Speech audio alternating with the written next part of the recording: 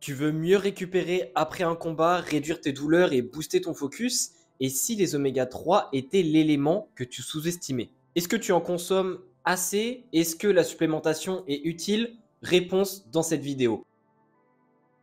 Tout d'abord, pourquoi tu dois t'intéresser aux oméga 3 en tant que combattant ou combattante? Eh bien, il y a trois principales raisons. La première raison, c'est que ton cerveau est en grosse partie constitué d'oméga 3. Il faut savoir que ton cerveau, il est constitué d'environ 50 à 60% de lipides, c'est-à-dire de matière grasse en quelque sorte. Et parmi ces 50 à 60% de lipides, eh bien, il y a plus de 30% de ces lipides qui sont au final des oméga 3. Et donc, ça rend ce composant totalement essentiel pour le bon fonctionnement de ton cerveau. Même si la plupart de ces oméga 3 qui sont dans ton cerveau ont été amenés dans le cerveau durant le développement, durant tes premiers mois de vie, eh bien, amener suffisamment d'oméga 3 tous les jours est quand même quelque chose de très important pour que ton cerveau puisse continuer à bien fonctionner.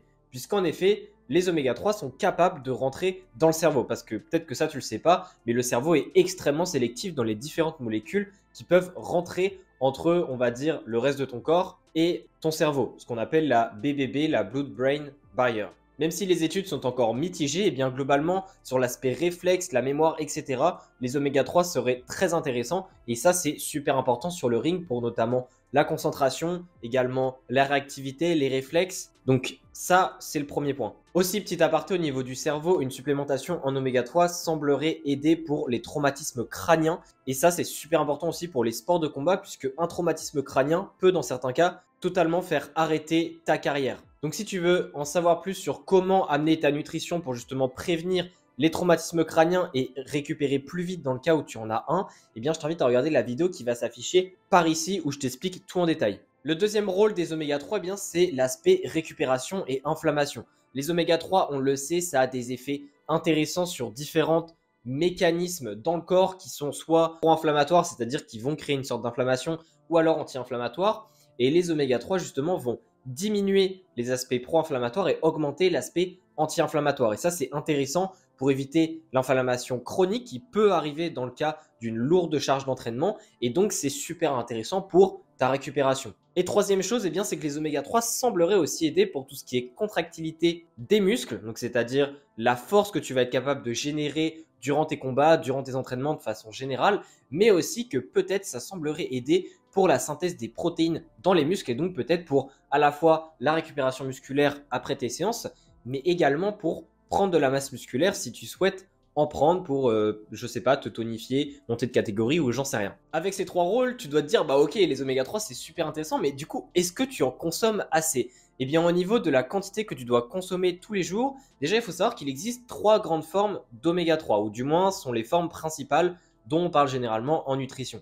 Il y a ce qu'on appelle l'ALA, il y a les EPA et il y a les DHA. Globalement, pour les classifier, eh bien, l'ALA, c'est la forme végétale et EPA et DHA, c'est la forme animale. Autrement dit, on en trouve pour l'un dans les aliments d'origine végétale et pour l'autre dans les aliments d'origine animale. Je vais en reparler après des sources. Pour ce qui est des besoins, eh bien, globalement, en EPA et en DHA, tu as besoin d'au moins 1 gramme par jour, grand minimum, en tant que combattant et combattante. Parce que, encore une fois, en tant que sportif, si tu fais un haut niveau de sport, si tu bouges beaucoup, tu as beaucoup d'entraînement, eh bien, tes besoins d'oméga 3 vont être aussi plus importants que la population générale. Donc, 1 gramme, voire 1,5 gramme d'EPA et de DHA combinés par jour. Pourquoi est-ce que je parle des EPA et des DHA? Bien parce que au final, c'est un petit peu une des formes finales d'oméga 3 qui vont avoir des intérêts dans notamment le cerveau. C'est-à-dire que le cerveau, eh bien, la plupart des oméga 3 dans le cerveau sont des DHA.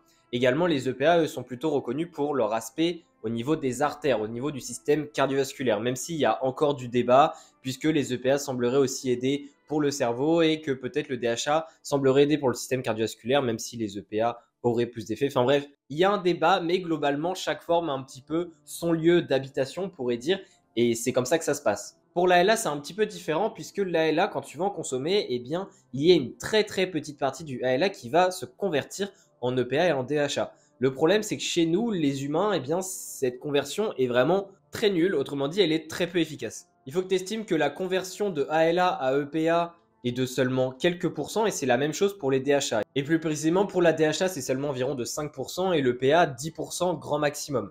Et donc, t'as beau manger énormément d'ALA, tu ne risques peut-être pas d'avoir assez d'EPA et de DHA si tu ne consommes pas de source animale. Et c'est là où j'arrive au point qui est super important pour toi, ce qui va te permettre de savoir si tu en manges assez ou pas. Si déjà tu es quelqu'un qui a une alimentation végétalienne ou végétarienne, eh bien ça ne veut dire que tu ne manges pas d'EPA et de DHA puisqu'on les retrouve ces deux formes dans plutôt les poissons de mer, donc notamment les poissons gras type saumon, maquereau, hareng, etc.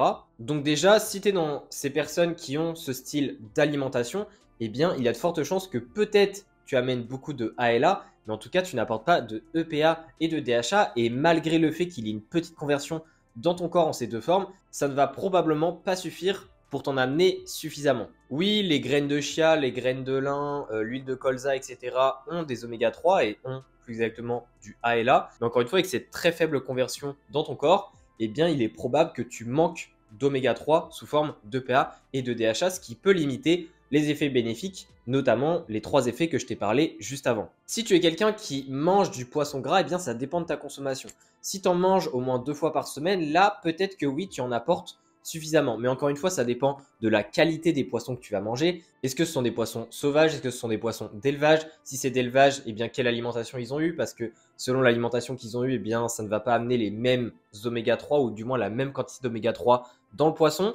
Évidemment, je me doute bien que tu ne peux pas savoir ça sur l'emballage quand tu achètes ton poisson, mais en tout cas, l'idée c'est d'essayer d'acheter des poissons avec une origine où tu penses que ça va amener ce qu'il te faut. On peut jamais être à 100% sûr, mais en tout cas, c'est juste pour que tu puisses savoir que ça peut énormément varier selon le type de poisson et la qualité du poisson que tu vas acheter. Si tu consommes moins de 2 poissons gras, moins de 2 portions, donc environ 100-125 grammes par part, donc 2 fois ça par semaine, et bien si tu consommes moins que ça, au final, il est de fortes chances que tu ne consommes pas aussi assez d'oméga 3. Et d'autant plus si, parce que généralement, les personnes qui ne sont pas végétaliennes ou végétariennes ont tendance à aussi moins manger de ALA à côté, donc ça ne va pas arranger la situation. Donc dans ce cas-ci, on va plutôt parler d'une supplémentation et j'en reparle après. Mais en tout cas, si tu es à au moins 2 portions de poisson gras par semaine, comme je te l'ai expliqué, peut-être que là, tu as suffisamment d'oméga 3 si évidemment les sources sont qualitatives.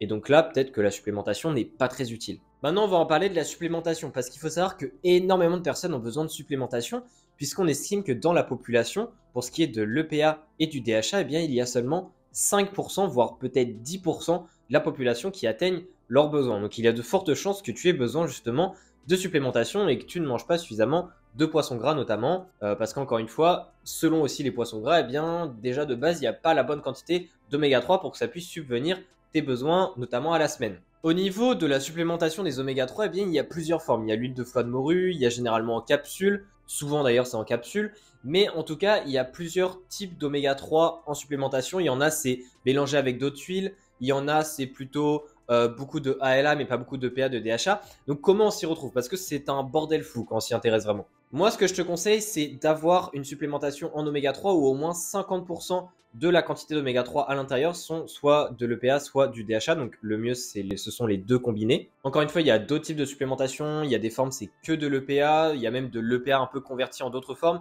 Mais en fait, il y a aussi des formes qui ne sont pas inutiles. C'est juste qu'elles sont utiles pour des cas très spécifiques, notamment des problèmes cardiovasculaires, vraiment plutôt des côtés maladies au final, et pas le côté performance comme nous on s'y intéresse. Donc je ne vais pas en parler dans cette vidéo. Mais dans notre cas, c'est vraiment une huile ou du moins une supplémentation qui va être très riche en EPA et en DHA et qui compose au moins 50% de la quantité totale des oméga 3. Et ça, tu peux le voir évidemment sur l'emballage. Il y a un petit tableau marqué avec la quantité des EPA et des DHA que ça va apporter. Donc tu peux rapidement faire le calcul pour voir à peu près combien ça t'apporte. Évidemment, il faut que ça ait une certaine logique, c'est-à-dire qu'il y ait quand même des DHA et des EPA et pas qu'il y ait qu'un des deux, ou pas qu'il y ait énormément de ALA et les deux autres, il n'y en a quasiment pas. Sauf qu'il y a deux choses importantes à garder en tête. C'est que les supplémentations en oméga 3, il n'y en a pas beaucoup qui sont qualitatives malheureusement. Déjà, on estime qu'environ 20% des supplémentations en oméga 3 n'ont pas la réelle quantité qu'ils disent sur l'emballage.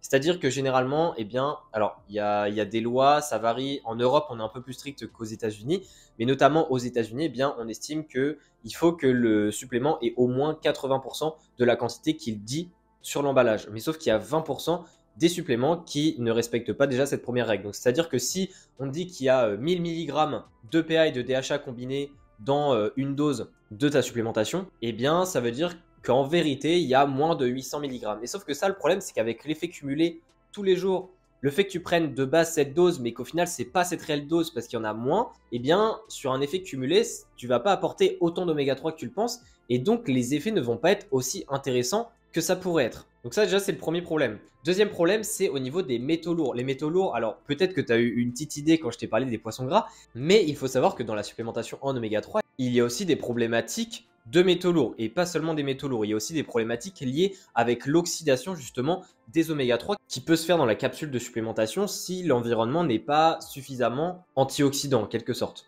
Et sauf que ces problématiques de métaux lourds et de peroxydation des lipides qu'il y a dans la capsule, que normalement tu dois consommer non oxydés, parce que s'ils commencent à s'oxyder les lipides, ça va plus te faire de mal que de bien, eh bien il y a environ un tiers des supplémentations, du moins aux États-Unis, qui ne respectent pas les règles. En Europe, honnêtement, je pense qu'on est à moins de %, mais je pense aussi, pour être totalement honnête, qu'en Europe, il y a au moins un tiers des suppléments en oméga 3 qui ne respectent pas les 2 points que je t'ai listés, c'est-à-dire à la fois une quantité qui est réelle par rapport à ce qu'ils disent, mais également qu'il n'y ait pas de composants toxiques comme par exemple trop de métaux lourds ou également des lipides qui sont peroxydés. Et en plus de ça, il y a des personnes en Europe qui vont prendre des supplémentations qui proviennent notamment des États-Unis et donc forcément les lois ne sont pas les mêmes et il faut faire attention. Je ne dis pas du tout que les supplémentations en dehors de l'Europe, aux États-Unis, etc. sont de mauvaise qualité. Je dis juste que, en tout cas, il y a plus de marques qui ne respectent pas ces règles. Encore une fois, il y a des marques qui sont très bien, je ne vais pas forcément en lister aujourd'hui, puisque ça varie selon énormément de choses, mais en tout cas, il faut vraiment que tu fasses attention à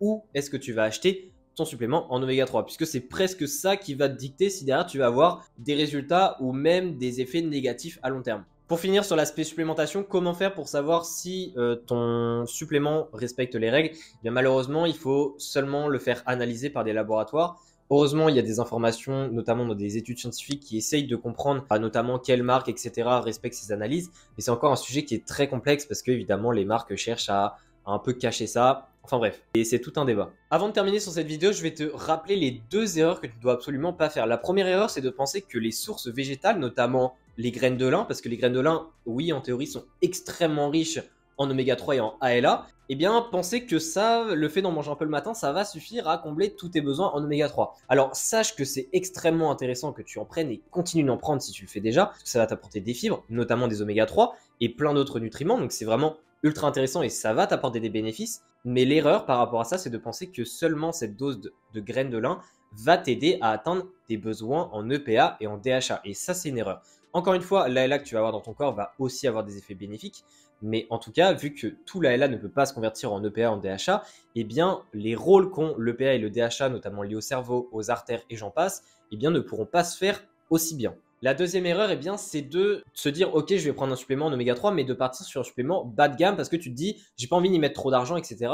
Là, c'est une erreur. Je sais que le budget en nutrition, c'est tout un débat, c'est tout un délire. Ça, je te l'accorde. Mais pour les oméga 3, c'est vraiment un supplément où il ne faut pas hésiter à mettre un petit peu plus d'argent pour vraiment avoir de la qualité, avoir un supplément qui a beaucoup d'EPA et de DHA en proportion dans la quantité totale d'oméga 3 du supplément. Et en plus de ça, eh bien, un supplément qui n'est pas à risque d'être contaminé notamment par des lipides peroxydés ou même par des métaux lourds. Pour conclure, est-ce que les oméga 3 sont un cheat code pour les combattants? Je dirais pas que c'est un cheat code, mais en tout cas, ça peut vraiment t'aider sur plusieurs aspects si évidemment tu as la base de l'alimentation mise en place. Et d'ailleurs, si tu veux la base, eh bien, je t'invite à regarder la vidéo qui s'affiche ici. Encore une fois, l'EPA et le DHA sont des formes très importantes qu'il ne faut pas négliger. Je t'invite quand même à essayer de manger un peu plus de poisson gras si évidemment ça correspond à ton style d'alimentation avant de te jeter directement sur les suppléments. Parce que oui, c'est compliqué d'avoir suffisamment d'oméga 3 si on ne mange pas un minimum de poisson gras à la semaine, mais encore une fois, ce n'est pas impossible de se passer des supplémentations en oméga 3. Si tu veux plus d'informations et si tu veux plus de conseils en nutrition sportive pour les sports de combat, je t'invite à cliquer sur le premier lien dans la description de la vidéo pour recevoir mes mails hebdomadaires de nutrition sportive. Et on se dit à la prochaine.